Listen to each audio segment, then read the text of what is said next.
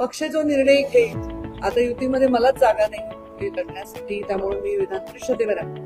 विषय जेव्हा असा येईल तेव्हा लढण्याची गरज असेल तेव्हा लढू, जेव्हा संघटनेचं काम करायची गरज असेल तेव्हा संघटनेचं काम करू. 5 वर्ष मी देखील संघटनेचं काम केलेलं आहे आणि आमच्यामध्ये त्या प्रकारे आमच्या घरावर ते भारतीय जनता पार्टीचे वर्षानुवर्ष पिढ्याचे संस्कार आहेत. कालपासून अमित शहा साहेबांची बैठक सुरू आहे. त्या बैठकीला तुम्ही स्वतः सहभागी होतात. जागा वाटपाचा फॉर्म्युला सगळ्या बाबींमध्ये महाराष्ट्रामध्ये उत्सुकता आहे. काय चर्चा झाली, तुमच्याकडे काय माहिती आहेच माझ्याकडे, काही भाग आहे त्याचा.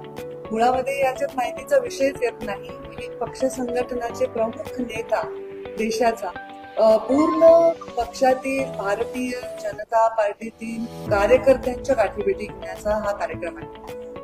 आमचे नेते अमितभाई शाह आणि राज्याचे नेते आणि प्रभारी सर्व प्रत्येक विभागाच्या कार्यकर्त्यांच्या भेटी घेतात.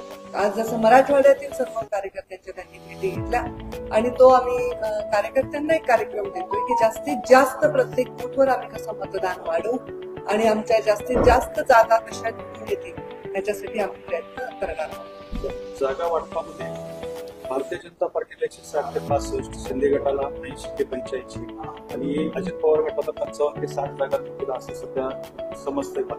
त्या संदर्भात चर्चा या संदर्भात मध्ये ज्याही चर्चा आहेत त्या चर्चानंतर जी अधिकृत निर्णय होईल त्याची घोषणा नक्कीच होऊ शकेल. आरक्षणाच्या मुद्द्याकडे जर आपण बघितलं तर लक्ष्मण मार्गे यांचं वाडीमध्ये आंदोलन सुरू आहे. तर धनगर समाजाला निश्चितपणे आरक्षण मिळावं देण्यासाठी समिती सुद्धा स्थापन झाली. तर तुमची कशीच भूमिका ही वेळोवेळी मी भूमिका मांडलेली आहे, अनेक आंदोलनामध्ये सहभागी झालेली आहे. आता याच्यामध्ये जसं प्रत्येक समाजाला आरक्षण कुठल्या कॅटेगरीत मिळावं यासाठी काही कायद्याच्या चौकटी आहेत.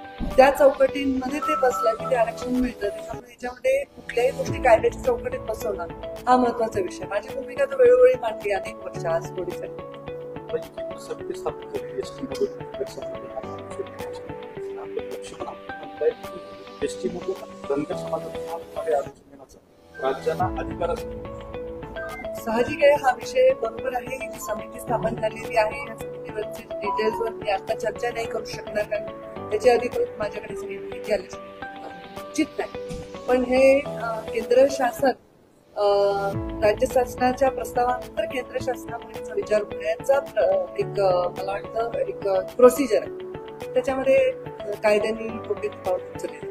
एन्काउंटर झालं त्याच्यावर चर्चा सुरू आहे. एन्काउंटर काय माझं असं म्हणते की कुठली घटना जेव्हा घडते त्याच्यावर उलट आणि सुलट या चर्चा होतात, मिळवल्या जातात. एका चिमुकलीवर अत्याचार झाला तेव्हा त्या अत्याचाराचा कुठेतरी कायद्याने कुठेतरी छडा लावला पाहिजे आणि त्या व्यक्तीला शिक्षा झाली पाहिजे अशीच सर्वसाधारण लोकांची भूमिका. त्या ठिकाणी काय घटना घडल्या, एन्काउंटर कसं झालं याच्याबद्दलचा तपासांती विषय बाहेरच येईल. पण मला असं वाटतं की याच्यामध्ये कुठलाही वेगळा असण्याचं काही कारण नाही. कधी कधी काही शिक्षा या वेगळ्या पद्धतीने होतात असं दिसत आहे. त्या चिमुकलीवर अत्याचार करणाऱ्या व्यक्तीवर अशा प्रकारे घटना घडली. ही घटना जरी दुर्दैवी असेल तरी न्याय तर लोकांना अपेक्षित होता. आता ह्याच्यावर जी चौकशी होईल त्याच्यातून बाहेर येईल की नेमकं काय आहे. पण पोलिसांच्या अंगावर जर पुढे जाऊन गेलं तर पोलिसांचंही मनोबल राखणं आवश्यक आहे. पोलिसांनी स्वसंरक्षणार्थ एखादी जर स्टेप घेतली तर त्याच्यावर टीका होण्याचं मला वाटत नाही कुठलंही कारण.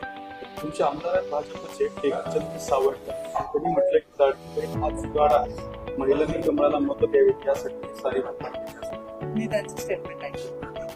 आणखी एक महत्वाचा विधानसभा निवडणुका आहे. प्रीतम मुंडे या तुमच्या भगिनी ज्या लोकसभेला 2 वेळेला कित्येक मतांनी निवडून आल्या होत्या मात्र त्यांना तुमच्यासाठी जागा सोडावी लागली. आता संसदीय राजकारणातून बाहेर आहे. तर येणाऱ्या आगामी विधानसभेमध्ये त्या काही लढणार आहेत का, लढतात कोणत्या मतदारसंघात? त्याच्यावर मी कुठल्याही भाष्य आता करू शकत नाही. माझी भूमिका सगळ्यांना माहिती होती. माझ्यासाठी सोडावी लागली नाहीये. मला पक्षाने डिक्लेअर केल्यामुळे मला ती लढावी लागली असं ते चित्र आहे. तर त्यामध्ये आमच्यामध्ये काही विषय चर्चेत नाही. पक्ष जो निर्णय घेईल, आता युतीमध्ये मलाच जागा नाही लढण्यासाठी, त्यामुळे मी विधान परिषदेवर आहे. विषय जेव्हा असा येईल तेव्हा लढवायची गरज असेल तेव्हा लढू, जेव्हा संघटनेचं काम करायची गरज असेल तेव्हा संघटनेचं काम करू. 5 वर्ष मी देखील संघटनेचं काम केलेलं आहे आणि आमच्यामध्ये त्या प्रकारे आमच्या घरावर ते भारतीय जनता पार्टीचे वर्षानुवर्ष पिढ्याचे संस्कार आहेत. त्यामुळे जो निर्णय त्यावेळी योग्य वेळी घ्यावा लागेल त्यावेळी तो. कुठे काही पक्षाची इच्छा व्यक्त केली नाही, अशी कुठली इच्छा मी कधी स्वतःसाठी केली नाही आणि आता काही करण्याचं मला कुठे कारण वाटलं तर नक्की करेल. बदलापूरमध्ये देवाभाऊचा न्याय असे बॅनर लागले न्याय एन्काउंटर.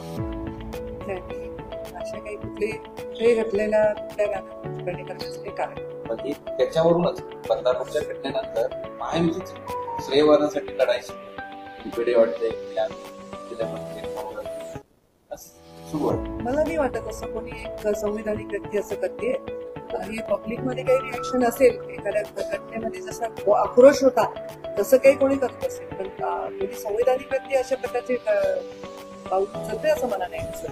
भाजपचे प्रदेशाध्यक्ष चंद्रकांत पावले यांच्या संस्थेला एक शासकीय भूखंड दिलेला आहे. तो भूखंड वित्त आणि महसूल विभागाच्या अनुदानातून सुद्धा दिला आहे. तुमच्या मोबाईलवर येणारे प्रश्न मला विचारताय पण त्याच्यावर उत्तर देऊ शकत नाही, कारण मला प्रत्येक गोष्टीची माहिती नाहीये.